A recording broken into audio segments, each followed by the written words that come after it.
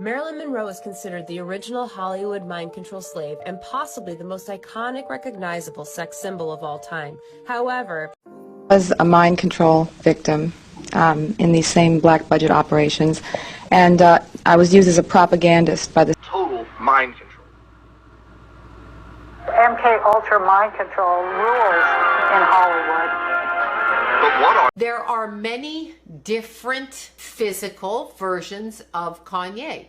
Just like there were 3 doubles of Saddam Hussein running around the country, so you would her what you'd really like to say to her.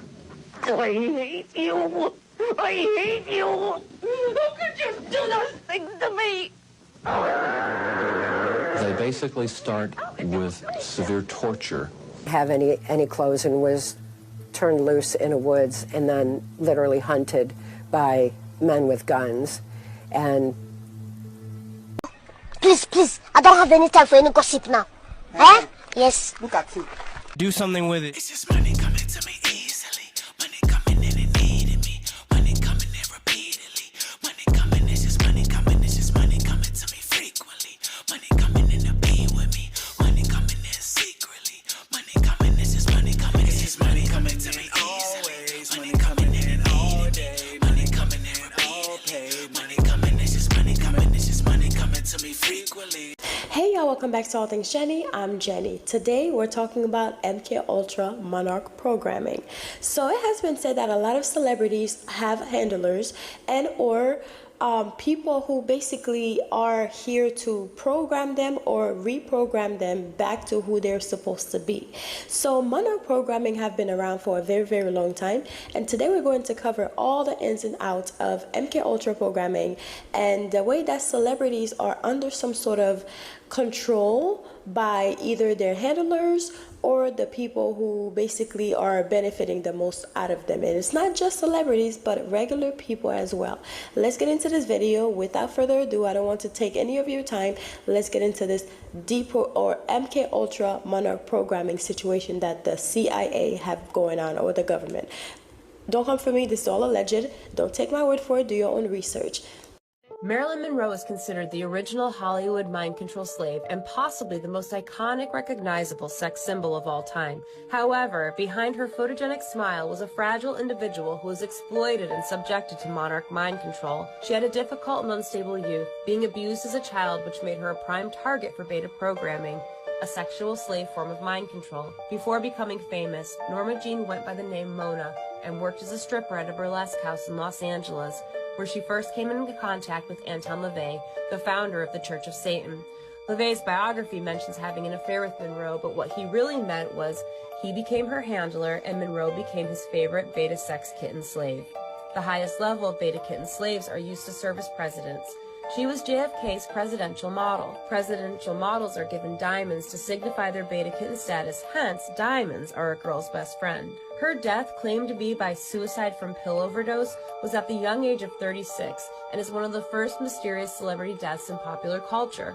Jack Clemens, the first LAPD officer who investigated her death scene, has gone on record stating that he believes she was actually murdered. Strange events happened that night. Police were called more than an hour after Monroe was found dead. There were multiple pill bottles in her room, but no water. The time of death given by witnesses changed several times. Prime witness Eunice Murray left the country and was never questioned again. Are diamonds really a girl's best friend? Best friend. Found out that my trainer was a MKUltra Canadian intelligence. He worked in the defense research and development in the Canadian military, essentially working on PSYOPs in the Canadian military. This is Harley Pasternak.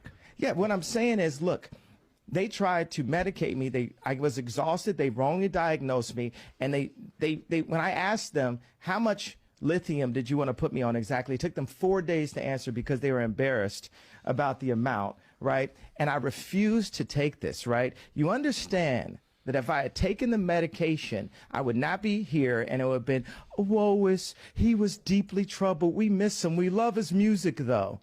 Well, they would have Britney Spears you.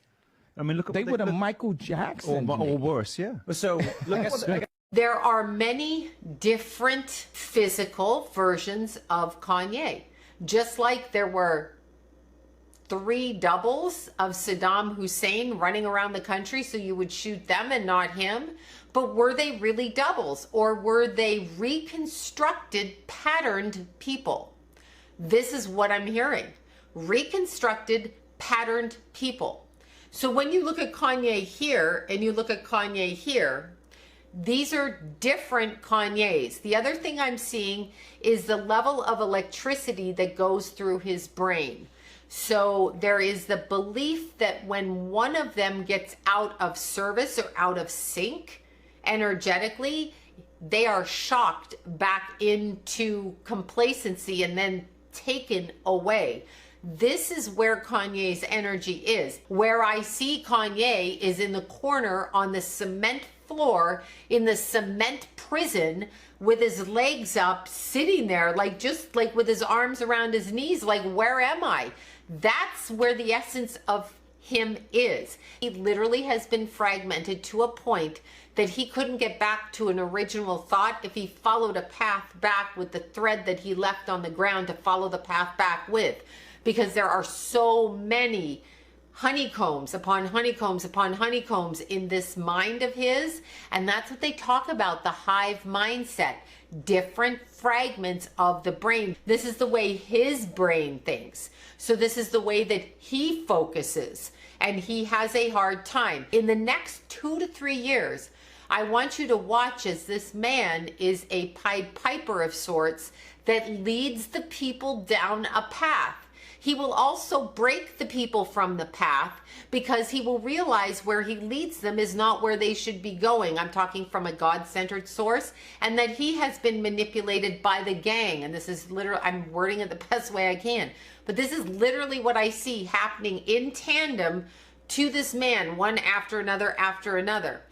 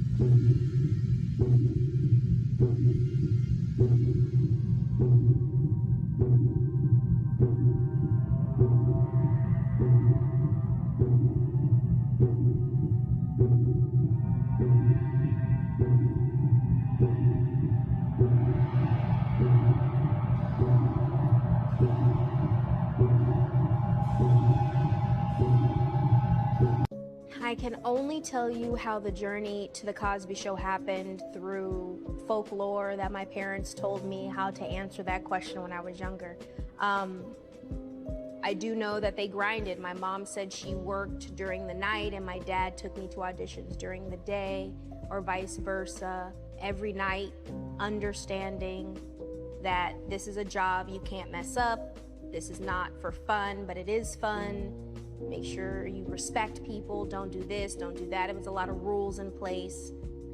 You know, it's doing an album at 5 and staying in the studio until 2, 1 o'clock in the morning, and you're 5 years old knowing that this is the next step in your career, so suck it up and let's do it. It's, you know, you just do what you gotta do. Honestly, I don't remember. I don't remember working with, I don't remember a scene. I don't remember anything while it's a rehearsal or a camera. I remember the smell of the soul food coming out of his dressing room. I remember this, okay, so when we opened the show in front of a live studio audience, you had to walk up these stairs and we came down that classic staircase. I remember standing up there and playing with the wood before I went down. I do not remember as soon as the camera starts. Something clicks off and I do what I'm trained to do. Yeah, when I turned 18, I knew something was going on, so I started going to therapy, and it's dissociation. I just black out. I turn into who I'm supposed to be when the camera's on, and then I come back to when normal life resumes. Again, it's bottled up. I mean, I still have a great relationship with Malcolm Jamal Warner, and I don't even know why. I just know that I adore him. I can't really tell you the genesis of it, but I'm sure he helped me when I needed it, and everyone vice versa.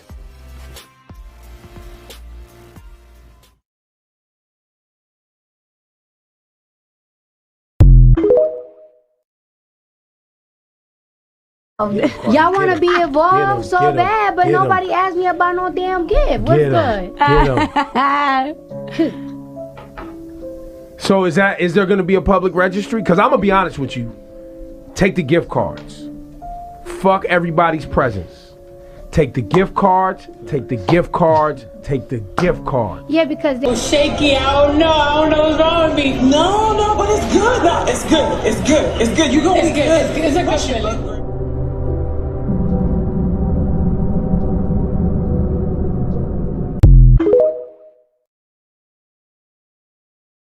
When I first saw Lil Demon, Lil Wayne, when I first saw him, I'm talking about way back, Hot Boys, I'm talking way back, Juvenile, I'm talking way that back then. When I first saw him I first heard him, I didn't see him first, I heard him first, I didn't see him, I heard him. Because I heard them other cats and they couldn't really rap, I heard him. And I said, this is gonna be a terrible thing. I said, this boy's gifted. He's a channeler. So he has the ability to receive supernatural. He's yielded more because what causes a person to yield more is trauma. Oh boy. Remember I was teaching y'all about MKUltra? They showed how to create a person in like the Manchurian Candidate. That's true stuff. They know how to create a person and make them into an assassin or whatever they want them to be. They start when they're young and they traumatize them real early as a child. When a person is real traumatized as a child, I told you they develop another personality. They got to have a way of escape. When a person does that, that's when they try to develop a way of escape. That's where spirits come in. The trauma causes them to yield. A person that will yield more to a spirit, and they'll be able to receive better signals. That's why they know Michael Jackson was raped and molested. That's why he was a great channeler. If these people are channelers, y'all listen to what I'm saying. Was a mind control victim in these same black budget operations, and I was used as a propagandist by the CIA to help bring in the New World Order. I was actually a media person, I still am, radio and TV and print journalism, and basically they set me up through a CIA front company to propagate the New World Order through New Age propaganda. That's about the best way I can say it. And that's a comment I want to make. A lot of this New Age material that we see coming out today, it is an Illuminati ploy to bring in the New World Order. It's sort of a diversionary tactic, part of it. It's a way to get people to be complacent and under mass mind control. And that involves a lot of the trance channeling, all those sorts of things. It's a way to sort of lull people into a false sense of security based on a false spirituality. I can say that I've been under very severe harassment pretty much for the past 4 years, since 1994. And interestingly enough, 1994 was the time at which I started to speak out, not publicly even, but just to tell people some of the things that I'd been involved in. What did you start saying? About what? In 1994, what did you start saying that created? Okay. Well, it was something I think about breaking my programming also. But when I broke my programming, which means I started to remember that I had been programmed, that I was leading a double life, in essence, for a number of years, many years. It's when you break your programming, it's very difficult.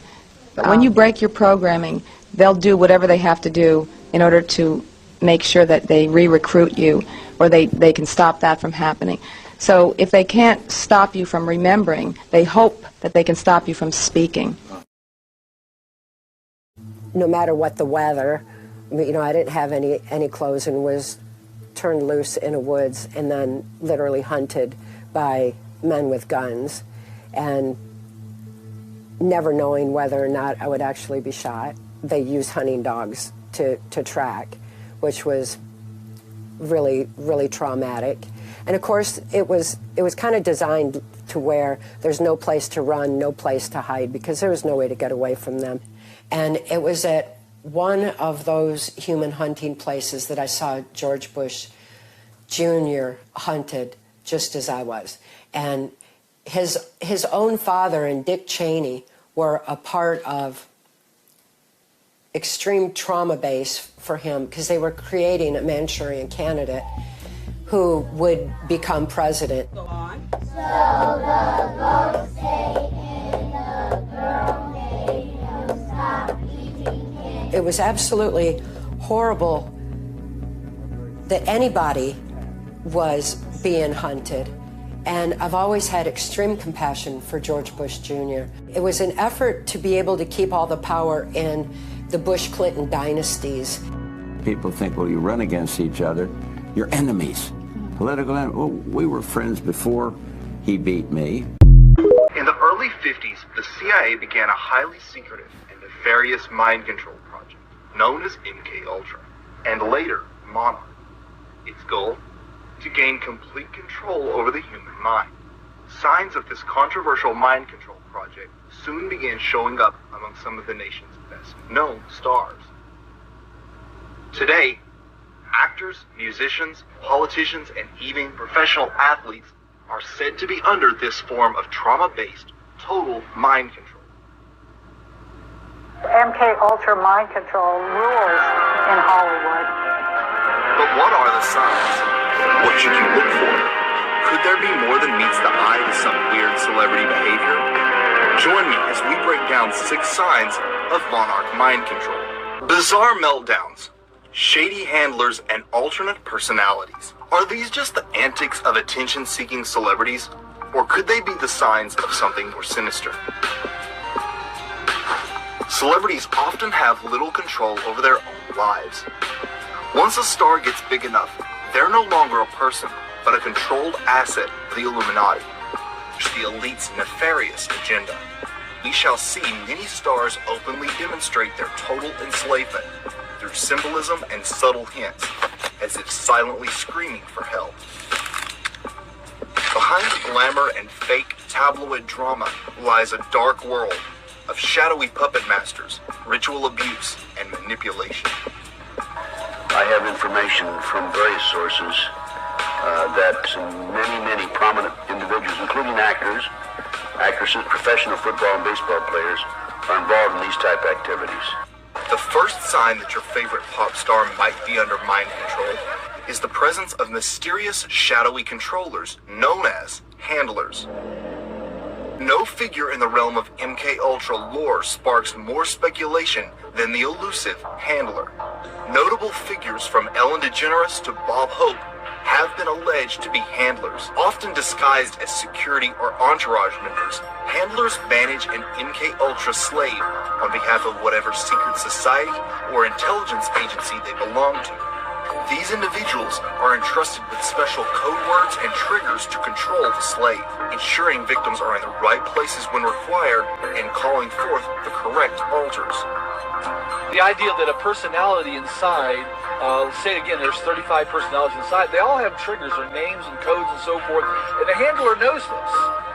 They may have a little black book or on computer disc, whatever, probably encrypted and whatever, but they know that they contact. Now, we've seen it where they've called and played dial tones over the phone, and that is triggered out, or a phrase, or even a card sitting in the mail. Looking into our first story. Los Angeles, Diane Sawyer. Good evening and welcome. We started looking into our first story after we heard about a bizarre trend in psychotherapy across this country. As you know, today more and more people are confronting ugly memories of childhood sexual abuse. But did you realize there is a growing network of psychiatrists and psychologists who believe their patients, particularly the female patients, were abused in satanic rituals? Jay Shadler investigated their world of covens and sacrifices.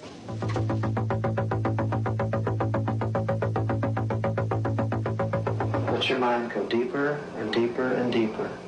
In cadence, slow and reassuring, a therapist leads his patient into her past. Deeper and deeper and deeper. During 2 days of therapy, Vanessa, the name she's asked us to use, will drift through dozens of emotions and personalities. Oh, God. Lola, what is your job? I'm the seductress. Susie, how old are you? 3. Your name? Rudolph. Vanessa originally sought psychiatric help for depression and eating disorders, but as her therapy continued, she began to remember episodes of sexual abuse at the hands of her father. Those memories then turned into vivid recollections of satanic rituals. It was premeditated and systematic, methodical, fragmenting of our personalities and then using other children and sacrifices to terrorize us. Children were murdered? Mm-hmm. What happened? One time there was a baby there, and they stabbed the baby and killed it, and we all had to drink blood. Though Vanessa's father denies every accusation, and there are no police records to substantiate her claims, her memories seem brutally real. In words and pictures, she has recalled a childhood poisoned with physical, sexual, and psychological abuse. How did you know it was true? How did you know the memory was true? I became the little girl who observed that. That's who I became during that memory, and I was terrified. And I'm not making that up. Vanessa's story would be chilling even if it was the rare memory of a single person, but it's not.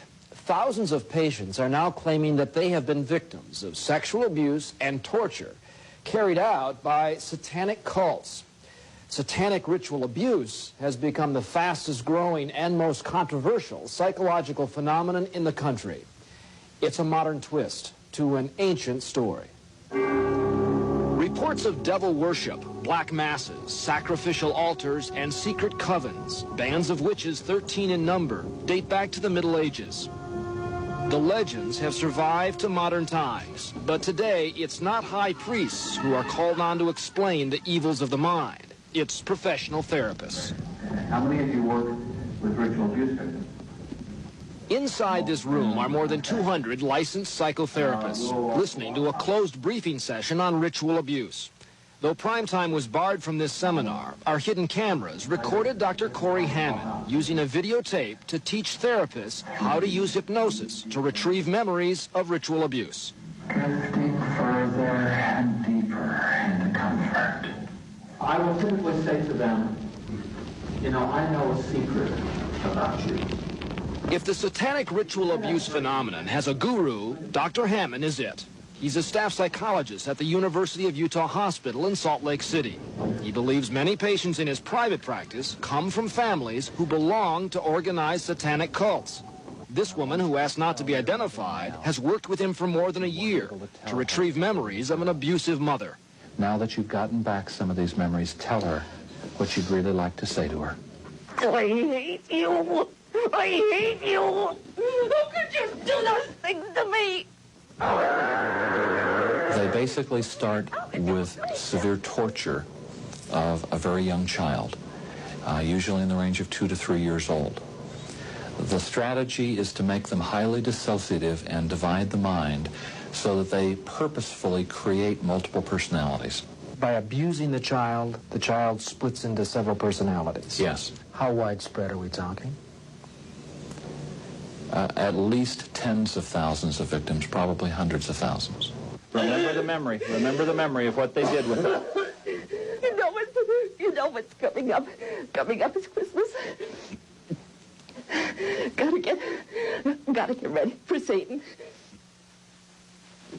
No, I don't want. They will create a part who may be there to do sacrifices, to kill other people, to do child sacrifices. When you use the word they, who are you talking about? Well, I wish we knew who they were. We're going back to the concept that we're not responsible for our own thoughts and feelings and behaviors, but we are possessed. After nearly 20 years in private psychiatric practice, Dr. George Ganaway says he has yet to see a single patient whose report of ritual abuse is true. What's happening, he says, is ritual abuse therapy is turning into a cottage industry for his profession. Insurance claims for psychiatric treatment linked to the diagnosis have jumped as much as 50% in just the last year. I'm doing a number of reviews for insurance companies on patients who have been institutionalized for months, for years, in and out, where they're dealing with these satanic ritual abuse experiences. So it's big business for the therapeutic community. Well, it's big business, but I think some therapists feel like that they're on some type of a crusade. How many therapists have you told about all this? How many therapists have you been training? I suppose there have been over 1,000 therapists that I've said something to in conferences. They'll begin sexually abusing them right off the bat. They'll begin to do things like have them drink blood. Have you ever seen a sacrifice? No. No bones scattered around an altar? No, I haven't been present at any of the ceremonies. And yet if you go out to these seminars and you speak as if these things have actually happened. We as therapists shouldn't be responsible for providing evidence. While there have been a few isolated examples of ritualistic murders and occult-related crimes, the fact is no hard evidence of large-scale satanic cults has ever existed. A 7-year study by the FBI was unable to identify even one documented satanic murder, and little or no evidence of organized satanic conspiracies. If this is as real and as widespread as you believe it to be, where's the proof? Where are the bones? Where are the graves? Basically, we're not going to find many, I don't believe, because the things that therapists hear all over this country are that morticians are involved in many cases, physicians who can sign phony death certificates. Despite such bizarre explanations and lack of evidence, ritual abuse workshops are flourishing. In these sessions, therapists can sometimes produce memories, even in the most reluctant patients. I don't have that many memories. I'm new at this diagnosis. And actual accounts of child abuse are often ignored amid the more dramatic and shocking stories of satanic rituals. They even used the knife and made us stick it in a person. Even more troubling, many patients who claim to be victims of satanic ritual abuse have suffered some serious childhood trauma, making them especially vulnerable now to hypnosis and fantasy. These folks are like sponges, and in an altered state of consciousness, they can absorb information from books and from movies, from magazines. Or from a therapist's mouth. Sometimes from a therapist's mouth. Has anyone inside been to a cult meeting in the last month? Remember Vanessa? Critics say it is in this kind of therapy where the idea of Satanism is planted. Listen. I counted 12 people who answered the door. There may be more, maybe 13. 13 was very covered. Right. Okay. Oh, there wasn't another name coming. What was that?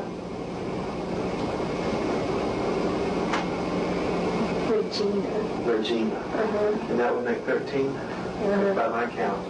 That's a cover, right? Uh-huh. You know, there's this other voice in there that just keeps saying they wish I'd shut up and stop making all this stuff up. If Vanessa has doubts, her therapist, Randy Noblet, still presses ahead, using an assortment of mysterious code words. Priority level. He's looking for a response. Priority level.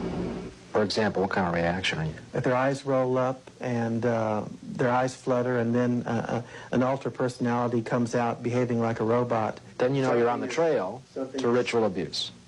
Well, I don't know of any other way to account for it. Hello, Satan. Hello, Satan. And today we're examining Project MKUltra. a clandestine and controversial program conducted by the Central Intelligence Agency from the early 1950s to the mid-1970s, which remains one of the most infamous chapters in the history of U.S. government experimentation. It was the most secret program ever conducted by the CIA in the United States. Project MKUltra had its roots in the Cold War era, marked by heightened tensions between the United States and the Soviet Union. Fears of mind control and brainwashing techniques being employed by the Soviets prompted the CIA to initiate its own research into mind-altering substances and methodologies. At a time of paranoia about the so-called Red Menace, the Americans believed the Soviets and Chinese might well have devised an effective brainwashing method, and the CIA was determined to crack it. In 1953, CIA Director Allen Dulles approved MKUltra, assigning it to the technical services staff of the CIA. The primary objectives of MKUltra were to develop methods for mind control and interrogation, with a focus on chemical and psychological means. The new goal is to cause an individual to become subservient to an imposed control, to the point where he will perform acts against his will, and then have no memory of the act. The program aimed to explore ways to manipulate and control individuals' behavior, extract information, and create agents who could carry out tasks without conscious awareness. The CIA knew it could be politically difficult to fund brainwashing directly, so it set up a front company to do it, euphemistically called the Society for the Investigation of Human Ecology. MKUltra encompassed a vast array of experiments involving various substances and techniques. The program can be broadly categorized into several sub-projects, each focusing on different aspects of mind control. MKUltra itself was divided into 149 sub-projects. Notable sub-projects include drug testing, Sub-Project 3. MKUltra extensively delved into the effects of psychoactive drugs, particularly LSD, on human behavior. The program sought substances that could induce confessions, alter memory, and enhance suggestibility. The CIA funded and supported and encouraged hundreds of young psychiatrists to experiment with this drug. Unbeknownst to many subjects, including some unwittingly dosed, the experiments often resulted in severe psychological distress. And in November 1953, CIA employee Frank Olson died after being covertly dosed with LSD at a CIA retreat. Hypnosis and interrogation, Sub-Project 10. Researchers explored the potential of hypnosis as a tool for interrogation and mind control. They sought to determine whether individuals could be induced into a deep hypnotic state to reveal sensitive information or carry out specific actions against their will. Behavioral modification, Sub-Projects 62 and 63. MKUltra aimed to develop techniques for modifying behavior through a combination of drugs, hypnosis, and sensory deprivation. The program sought to create a Manchurian candidate, an individual who could be programmatically controlled to carry out tasks or missions. In terms of the Manchurian candidate, the idea is to use hypnosis, drugs, fear, terror to split off part of the mind. And then you can get control of that part of the mind separately, and that part of the mind can carry out missions. Electroconvulsive therapy, ECT, Sub-Project 65. Researchers investigated the use of electroconvulsive therapy as a means of erasing and altering memories. ECT, commonly associated with treating severe psychiatric conditions, was explored for its potential in inducing amnesia and reshaping cognitive functions. In his psychic driving, so-called type of therapy, he would give the patient intensive electric treatment in order to make the patient regress deeply, become forgetful. Radiation, Sub-Project 142. Some MKUltra experiments explored the effects of ionizing radiation on the human mind. Researchers sought to understand how exposure to radiation might affect cognition, with potential applications in both offensive and defensive military strategies. Mind-controlled assassins, Sub-Projects 94 and 149. Conspiratorial notions of MKUltra often revolve around the idea of creating programmed assassins. While there is limited concrete evidence supporting such claims, sub-projects like 94 and 149 did explore the potential for using drugs and psychological methods to control individuals for covert operations. Sexual blackmail and surveillance, Subproject 4. MKUltra also delved into compromising methods such as sexual blackmail to manipulate and control individuals. The program explored the potential of using covertly recorded sexual activities for leverage and coercion. And it says in the documents, the purpose of this is to study the effects of an unwitting dose of LSD under conditions that mimic a field interrogation. The ethical dimensions of MKUltra have long been a subject of controversy and condemnation. One of the most glaring ethical violations was the lack of informed consent for many of the experiments. A decision was made at the highest levels of the CIA to do testing on unwitting Americans. As one CIA document says, such testing would be operationally realistic. Subjects were often unaware that they were participating in mind control experiments, leading to severe psychological and physical consequences for some. The use of unwitting civilians, including psychiatric patients, prisoners, and military personnel, as subjects in MKUltra experiments raised serious ethical questions. The line between legitimate national security research and human rights abuses became blurred as the program sought to push the boundaries of scientific knowledge without adequate regard for the well-being of the participants. We knew we were crossing the line. Every decent kid knows he shouldn't steal, but he does it sometimes. We knew damn well we didn't want anyone else to know what we were doing. Furthermore, the program operated in a shroud of secrecy, with the CIA deliberately withholding information from Congress, other government agencies, and the public. The whole thing was basically discovered because of a whistleblower named John Marks, who wrote the first book really about the program called The Search for the Manchurian. I'm going to play a recording of people chanting, "That is embarrassing," 4 times. After the 4th time, write down what you hear.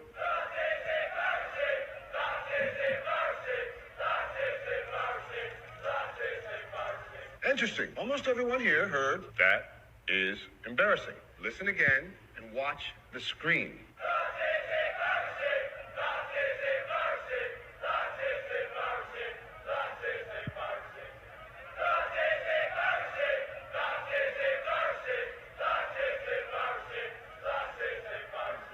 You heard the same thing every single time.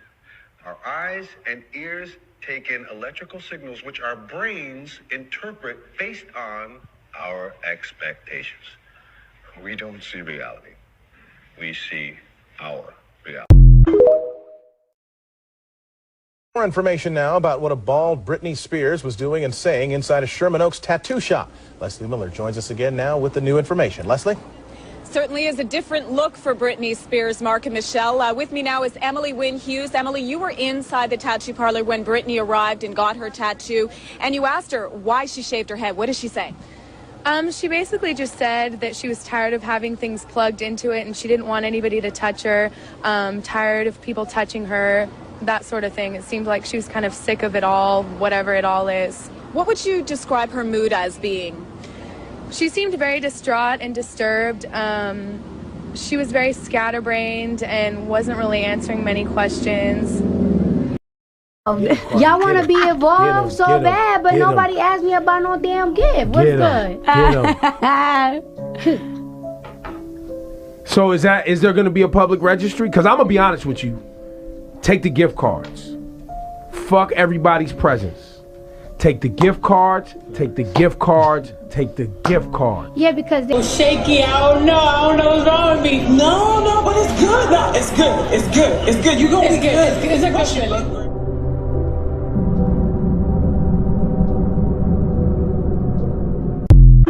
Imagine waking up in the middle of a nightmare. The walls are breathing. Your hands don't feel like yours. And the man standing in front of you looks like a demon. You don't know what's real. You don't know what's happening. And neither does anyone else. Because the military just dosed you with LSD without your consent, without your knowledge. And now you're their experiment. This actually happened. During the Cold War, the U.S. military got obsessed with mind control. They wanted to know if they could turn soldiers into superweapons. Could they break enemies with drugs? Could they reprogram minds like puppets? They picked a group of unsuspecting soldiers, men who trusted their government, and turned them into lab rats. They were given LSD without warning. Some were dosed repeatedly, leaving them to hallucinate for days. and some had no idea they had been drugged until decades later. And these were not controlled lab experiments. Many of these men were tested in the field while they were holding loaded weapons. One ran into traffic convinced he was immortal. Another tried to choke his commanding officer because he thought he was a monster. And some were permanently brain damaged. Others, they never made it back to reality. And the government, they didn't stop until they got caught. When the truth started leaking, they brushed it off. Oops, mistakes were made. No, this wasn't a mistake. This was a crime. Because here's the most disgusting part. They let some of these soldiers spend their entire lives thinking that something was wrong with them, that they had gone crazy on their own. They lost their careers, their families, their minds, and the government let them believe that it was their fault. And when it was all over, no accountability, no justice, no apology that could ever undo what was done. Because in America, support the troops only applies when they're useful.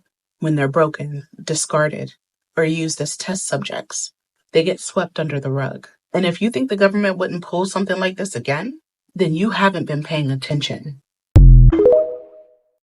Hey guys, I'm Jenny and this is Shameless Plug. So I want to tell you guys about my Crown of Success manifestation book with easy, simple rituals and spells to manifest a life of abundance in your life. And those spells are so easy, even a child can do it. So this book is filled with different spells that I've learned over the years from my family, passed down from grandma and everything. And also those are spells that I've actually tried and I know that they work. So this book not only teaches you step by step on the things that you can do that are so easy that a child can do it, but it tells you like the proper moon phase to use, alchemy, manifesting with numbers, numerology, and also the days of the week that best fit for this particular spell. So it tells you the timing of when to practice the spell, the days of the week, the moon phase. It shows you all the colors of the candles that you should be using and different planets. So for example, I show you like planet Jupiter is for Thursdays and the hours of the days that you should be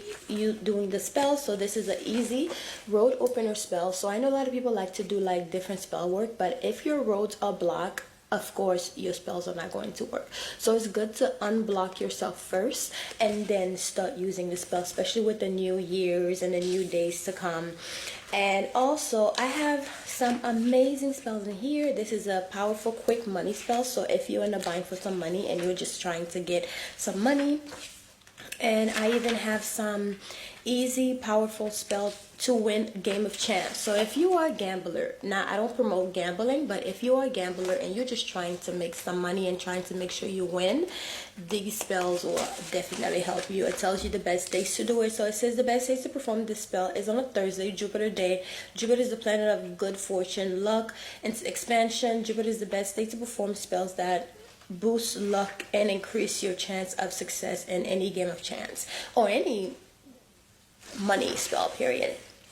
It has a list of so many spells that you can incorporate in your life with this new year to bring prosperity. And I even put some bonus spells on here, which for Saturday is a day to do like protection work. So I have a spell for like send back to senders. So I put some bonus spells on here, and then a protection with Archangel Michael. So there's so many spells on here. Removing the evil eye spell, so you can remove evil eye in your money and also in your everyday life. New Year home blessing spell, and I know it's been a few days since the new year started, but you can always do a home blessing spell any days of the week.